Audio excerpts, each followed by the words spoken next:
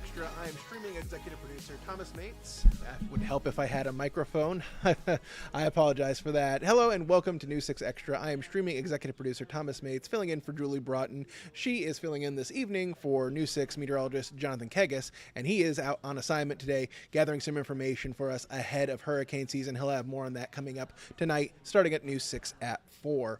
We've got a lot going on today. We're going to be taking a look at a group that is turning trash into fashion, all for a good cause. News 6 Insider Guide Crystal Moyer has more on that. We're also going to be taking a look at ways you can get some results around your home, cleaning out your dryer vents, making sure that you don't start a fire in there. News 6 anchor Eric Von Aken will take a look at that, and he'll show us how to get it all done for ourselves. We're also going to be talking about Real ID. The enforcement for that is coming up. It does appear that people will still be able to fly, but that'll put you under extra scrutiny and security checks at the airport, and nobody wants that. So we'll go over the details of the Real ID, how Florida is ahead of the game when it comes to getting their Real ID out to all the citizens, and other parts of the country are still seem to be struggling. But before all of that, we are going to take a look at an investigation happening in Sanford. About a year ago, there was a drive-by shooting, and now the investigators have put out new video showing that News 6's Mark Lehman is following the investigation and the search for whoever opened fire. The video in this is very unsettling. We're seeing one of the victims standing outside of a home when the bullets start flying. Now, since all of this happened, Sanford police haven't been able to make an arrest, and they're hoping the release of this video will help them track down the shooter. More than a year into the investigation, we're getting a look at the terrifying moments of a drive-by shooting in Sanford that left 2 people hurt, including a 17-year-old girl who was shot in the head. It was late April 2024 when one of the victims took off running at a home on Scott Drive as bullets were hitting the ground. The gunfire coming from a red SUV, which police say had 4 people inside. Investigators also releasing this clip from an apartment complex where they say 3 suspects got out of the SUV. At the time of the shooting, detectives said they believe the drive-by may have been retaliation for a shooting a few hours earlier where a 16-year-old boy was injured. The violence also happened as Sanford police were investigating a rash of shootings. Weeks earlier, 17-year-old Cedarian Cosby was killed near the same area on Scott Drive. That same month, 10 people were hurt in a shooting that unfolded at the Cabana Live event venue near Lake Monroe. As for the drive-by shooting, investigators say they've identified people of interest and are pursuing leads, but they still need help. Anyone who recognizes the people inside that SUV is urged to call police or crime line at 800-423-TIPS. Reporting in Sanford, Mark Lehman, News 6. Now, News 6's Catherine Silver is digging deeper into that investigation as we speak. She is going to attempt to speak with one of the victims of the shooting. I will have more for you coming up on News 6 at 4. As I mentioned before, Real ID is coming. The enforcement for it is coming. Most of Florida is already ahead of the game. Most Floridians have their Real ID, but time is running out to get that before the enforcement picks up. For right now, it appears as though you'll be able to fly still, even if you do not have a Real ID, but you'll probably have to go through some extra security processes at an airport, which, is difficult. I know that some TSA agents have recommended getting to the airport 3 hours early if you do not have your Real ID. In any case, News 6's Andrew Casada went looking into this issue and to see how this could affect you and what you can do to make sure you have the proper ID the next time you want to board a plane. Time is up. Starting Wednesday, no Real ID and your odds of making your flight could drop to 0. If you're planning to travel May 7th and beyond, you need to have a Real ID compliant identification or another acceptable form of ID. Most common is U.S. passport. Federal law passed after 9/11 mandates IDs used for travel must have enhanced security standards and an identifying mark. It's the star, right? Yeah. Yeah. In Orlando, the last-minute rush is on. I'm pretty much sure that if I don't get this today, I'm going to be making a huge line tomorrow, pretty much. Well, that surprised me a little bit because, to be honest, a lot of people travel, especially I go sometimes. My family goes to Colombia. I got to go to Colombia sooner. Yeah. So that's going to be a whole messed up story, not being able to travel back to see my family. So you're hoping to get that today? Yeah, of course. Despite high compliance in Florida, nationwide, TSA says most states aren't ready. Any traveler without a Real ID or other acceptable form of ID, like a passport, will be subject to extra screening, which means extra time. At this point, it's been a lot of traffic at the DMV, and when we go, it's just a lot of traffic. So just the convenience of trying to get it. But are you hoping to get it soon? I'm hoping so, because I like to travel. My family like to travel, so we definitely need it. And with the deadline just hours away, TSA is urging travelers, don't wait until you're at the airport to find out you're not cleared to fly. In Orlando, Angie Casada, News 6. As I said, most Floridians have Real ID already. Florida has been way ahead of the curve when it comes to getting that out to people. But if you don't, time is running out. So make sure you go and get your Real ID as soon as possible, especially if you are planning on traveling. Now we have an interesting story that's causing a little bit of conversation here in the newsroom about a group of golfers who had, for a long time, used the fairgrounds as a fairway, as it were, shanking some balls out there, but now they're being told they've got to move on to greener pastures, find a new place to hit those line drives. Line drives is a baseball term, not a golf term. I apologize. To hit the driving range. News 6 anchor Matt Austin has more on their struggle and their disagreement with the city. How many guys in this group are veterans? Raise your hand. For more than 30 years, this group of elderly veterans has gotten together to improve their shot and shoot the breeze. I got the best swing. We got the best. Actually, got the best game. That would be me. My wife knows where I'm at. Nicknames like Wiggle Ham, Fatback, and Captain Joe have turned this empty field into something of a sanctuary. We share information about benefits. We share information about workshops that's coming up that's going to help veterans. So we do more than just play golf. But there's a notable absence now, the ball. How'd you feel when you came out here the next day and the sign was here? Very disappointed. Disappointed in the people that's in charge. The guys say someone outside their group in February started hitting balls toward the fairground buildings. The police were called. The golfer trespassed. The next day, these signs were up. It's disrespectful. You know, most of us are 80s, 70s, 60s. We grew up under the signs. You can't do this. You can't eat here. You can't drink there. And this is just another insult of our integrity. That's really what this is all about. Move the signs. Former News 6 photographer T. Taylor called me about this story. If anybody could speak on behalf of us, Matt Austin could. That's right. So that's why we're here, to try to get some results.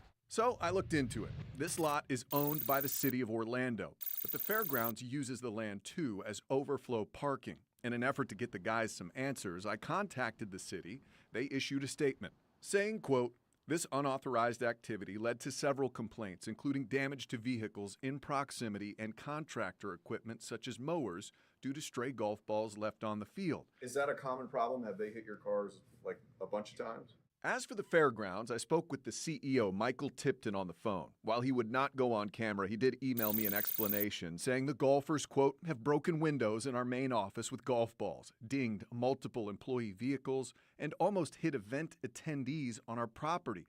Many complaints were filed with the city about these individuals over the years." He continues, "On February 5th, 2025, one of the golfers physically and verbally assaulted one of my employees, and at that point, that individual was trespassed, and the golfers were finally removed." But these golfers say it wasn't them. It looks like it was a setup. The guy never been here before, hadn't been back since, but that was the straw that broke the camel's back. That was News 6 anchor Matt Austin reporting. Now, we have a poll up right now on clickorlando.com/react about this exact story. If you scan that QR code on your screen, you will be able to go there and weigh in. People are mostly saying that the city should allow them to continue using the Central Florida Fairgrounds for their driving range. However, some people are a little more divided. About a third of our voters have said that they need to go to a driving range just like everybody else. You can weigh in right now. Just head to clickorlando.com/react. Now, right now we are seeing a giant, or I should say scientists are seeing a giant sargassum bloom out in the Atlantic Ocean, out in the waters, and some of that could be heading to our beaches. We know it can cause a lot of problems as it decays and piles up, makes for a stinky situation. News 6 spoke with Dr. Brian Barnes, an assistant professor at the University of Southern Florida College of Marine Science today, about that sargassum bloom, how it's setting some records potentially, and what it could mean for all of us here in Central Florida. So it's a floating macroalgae. So there's lots of plants and algae that live in the ocean. Some of them are like microscopic, so you wouldn't see them necessarily. You pull them out of the water, put them on a microscope, and you would start to see individual algae cells. Those are what we call phytoplankton. So something like a red tide or something that's caused by phytoplankton.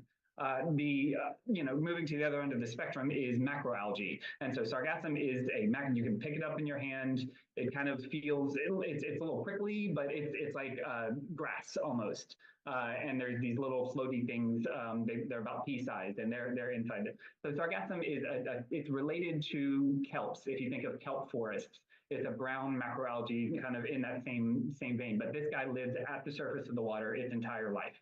Right now, what we're estimating from the satellites, over the last month, we saw somewhere around 31 million metric tons of sargassum, which is the highest amount we've ever recorded in this area, and would be the largest macroalgae bloom ever.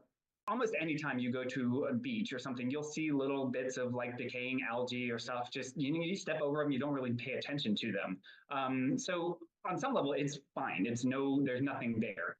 The problem comes when you get large aggregations, and this would be, it starts to pile up on beaches, or it can kind of just hang out in a lagoon and just kind of sit there and decay. Now the decay smells. It has like a kind of rotten egg type smell. The gases that it gives off are smelly to everyone, but some people have a sensitivity to it, and there's can be kind of increased respiratory distress. So that's part one.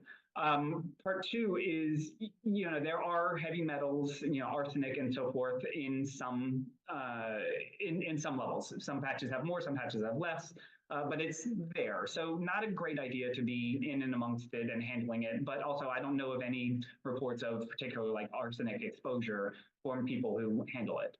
And then finally, the other point is, often the problematic sargassum impacts or inundation are localized. So you may have one beach that's experiencing a huge inundation, and then down the way, because the winds and currents weren't right to take it to that particular location, you can be completely fine. So often the patchiness can lead to, if you are able to take some avoidance strategy, don't go to this beach, go to that beach, then you can minimize your exposure to sargassum in general. Now, News 6's James Favero is reporting that the sargassum is already making it onto the way the beaches in Brevard County. He is looking into the issue right now, how much we can expect to see pile up, and what might be done to mitigate some of those putrid smells as it decays and, causes trouble for beachgoers. So he'll be having that coming up tonight on News 6 starting at 4.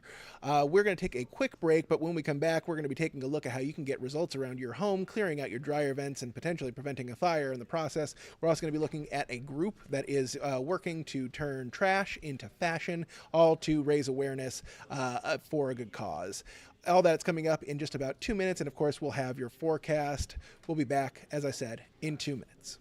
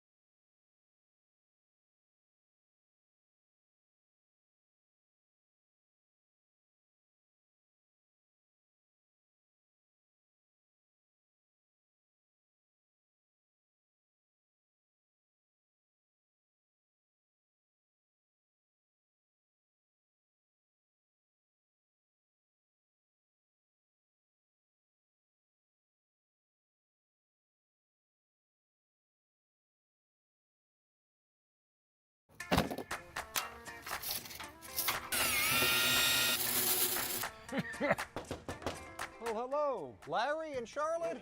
Eric. So nice to meet you guys. It's Eric Von Anken, the handy newsman. You know Destiny, of course. You got a dirty dryer vent pipe. It really needs some attention, and we're working on it. I don't know then if we're the right people, but Well, I got some it. stuff. Yes, sir. We're going to give it a shot. All right, thank you. Come on in. I should tell you that Larry and Charlotte saw the last time we did this when we cleaned out a pipe, a dryer vent pipe, but you got two problems, guys. I figured out real quick. So one is your pipe is about 10 feet long. Problem number two, it's attached to the wall. So we got to go from the outside. Okay. This is Larry and Charlotte's exhaust hose vent. And we're going to use this to clean it out here. We're not going to take anything apart. Step one is to assemble.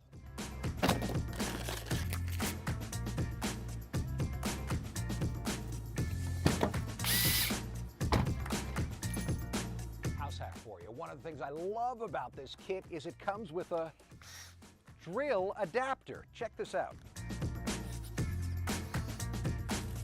Step two is to clean.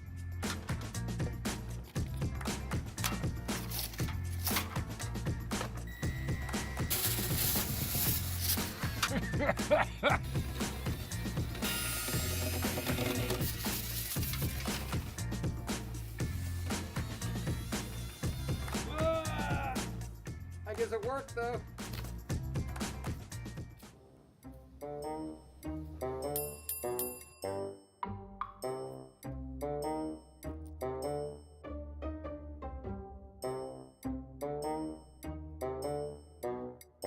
All right, Eric, I just took a peek. It looks great in there. Cleaned it all out, huh? Excellent. Ready for step 3? Yeah. So last step now is to vacuum out what we just loosened up. Can't wait for this part.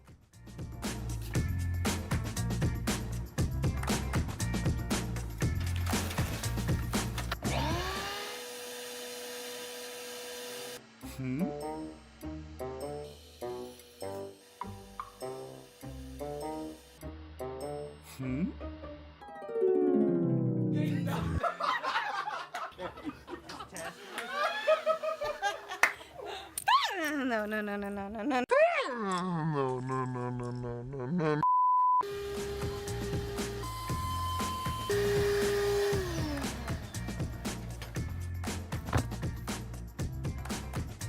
Three, two, one. Nothing's coming out.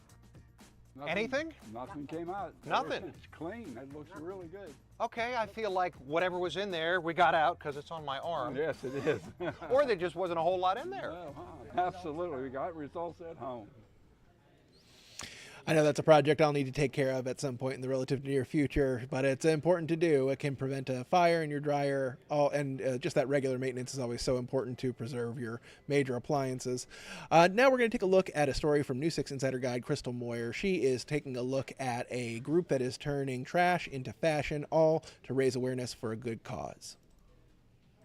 I spent a couple hours here at Eagle Nest Park in Orlando. Noticed a lot of trash sitting on the ground near the pond, when here, just steps away at this pavilion, 2 trash cans.